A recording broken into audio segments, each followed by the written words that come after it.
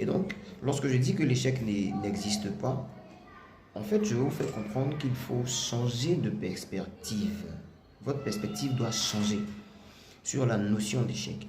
L'échec en lui-même n'est échec que lorsque vous asseyez et que vous ne tirez aucune leçon de cette situation que vous venez de traverser.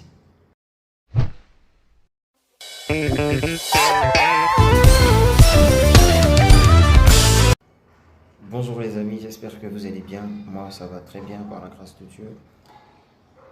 J'espère également que vous avez commencé à mettre en action toutes ces idées que vous avez depuis belle lurette et que vous souhaitez transformer en business.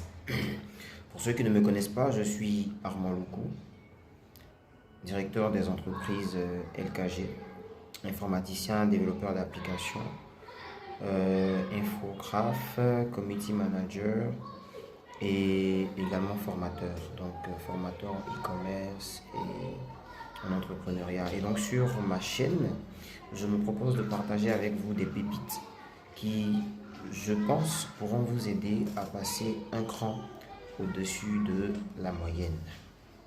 Aujourd'hui, je voudrais qu'on partage ensemble une de mes pensées, selon laquelle l'échec n'existe pas.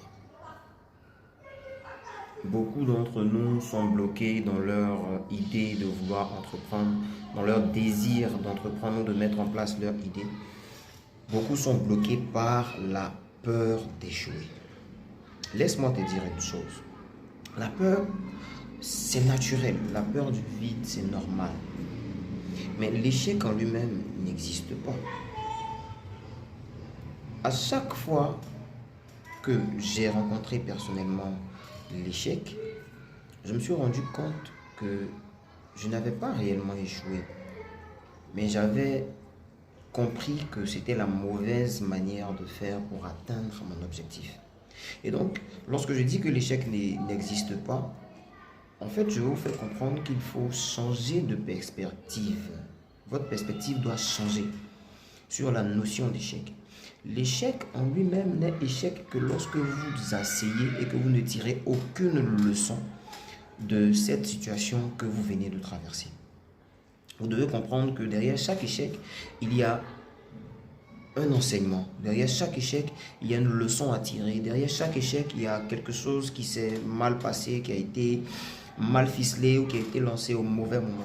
Du coup, l'échec, normalement, doit être pour chacun d'entre nous un indicateur.